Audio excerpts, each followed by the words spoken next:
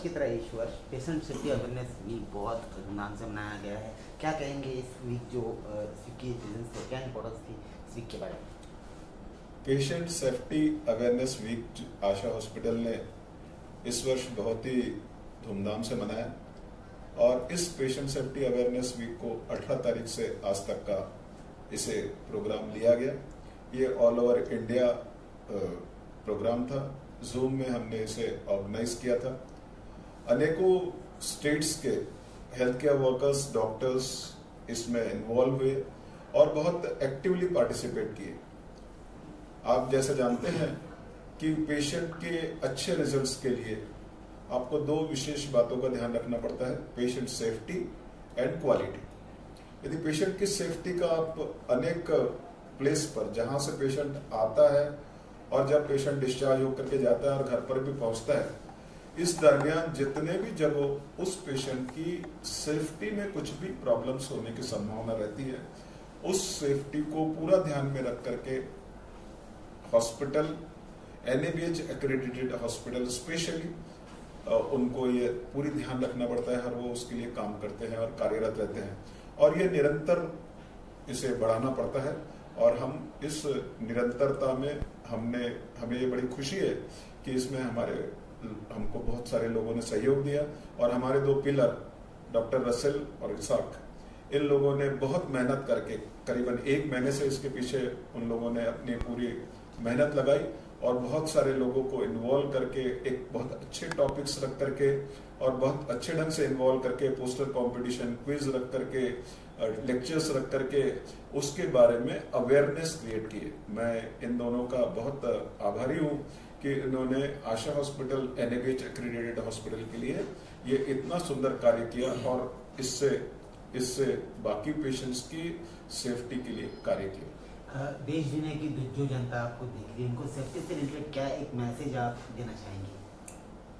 Patient safety जो शुरुआत होती है, जैसा मैंने कहा, ये शुरुआत होती है पेशेंट के आने से। तो आपका इंफ्रास्ट्रक्चर में कोई सेफ्टी से संबंधित प्रॉब्लम्स नहीं रहना चाहिए, चाहे वो इलेक्ट्रिसिटी हो, स्लिपरी प्लेस हो।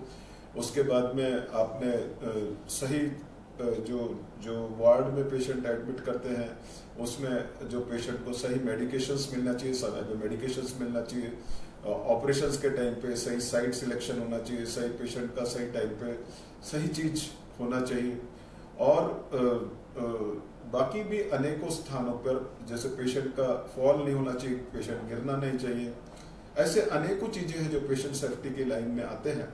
और बैकअप होना चाहिए, यदि इलेक्ट्रिसिटी आपकी नहीं है, जा रही है, तो आपके पास में जनरेटर का बैकअप होना चाहिए और ऑक्सीजन के बैकअप्स होने चाहिए। ऐसे अनेकों चीजें हैं जहां पेशेंट सेफ्टी का आप इस्तेमाल कर सकते हैं और करना भी चाहिए। एक महीने की तैयारी पेशेंट सेफ्टी अवेयरनेस में किस तरह की थी और क्या क्या तकलीफें गई, क्या क्या सपोर्ट मिला, क्या कहेंगे? जी, मैं डॉक्टर रसेल लॉरी हूँ, आशा हॉस्पिटल का CEO हूँ। और अमूमन देखा गया है कि अदर हॉस्पिटल्स जो होते हैं वो सक्षम सेवाएं, हमारी ये सेवाएं अच्छी, ये सेवाएं अच्छा है, लेकिन कोई भी पेशेंट सेफ्टी के बारे में अमूमन कोई जिक्र करता नहीं है कि हम लोग क्या करते हैं।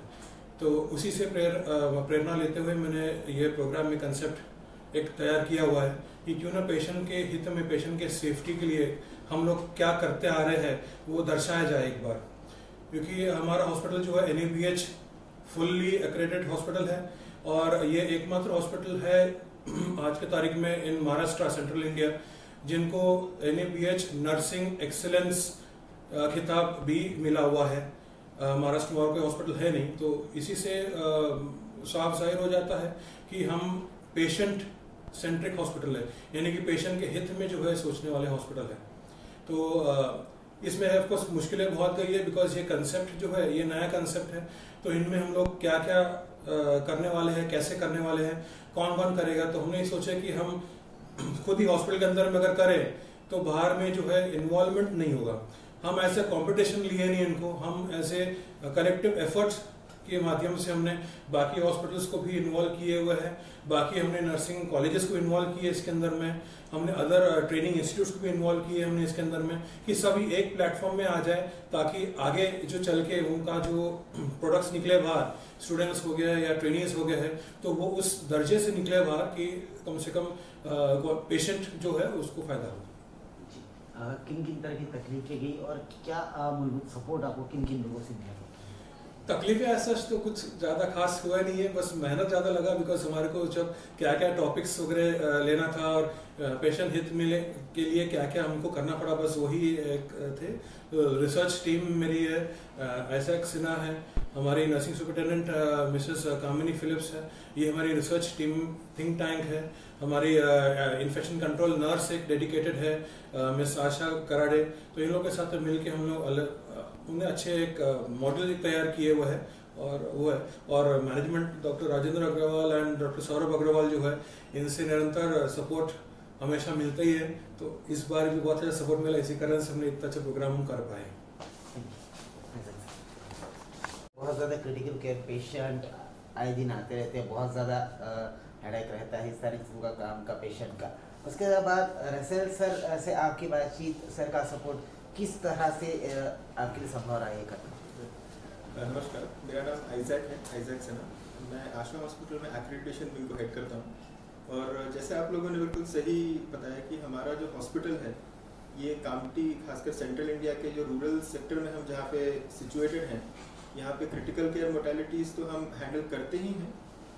इस वक्त जो हमने मुहिम चला रखी है ये वही थी कि हम सेफ्टी कैसे प्रदान करें, सुरक्षित पेशेंट जैसे रहे, और उसी लक्ष्य को रखते हुए हमने थैंक्स टू जूम और आजकल इतने सारे जो टेक्नोलॉजिकल टूल्स हमारे हाथ में हैं, तो हमने इस बात का बहुत स्पेसिफिक तरीके से ध्यान रखा कि क्रिटिकल केयर भी हैम्पर ना हो, और साथ में जो लोग हैं जो हमारे साथ जुड़े हुए हैं इस पूरे इवेंट के दौरान, वो अपने स्किल्स को भी अपग्रेड करते चले जाएं, और साथ में जो पेशेंट के प्रति जो आउटकम है वो अपने आप में बेहतर होता चला जाए। यही हमारा लक्ष्य था इस बार के प्रोग्राम।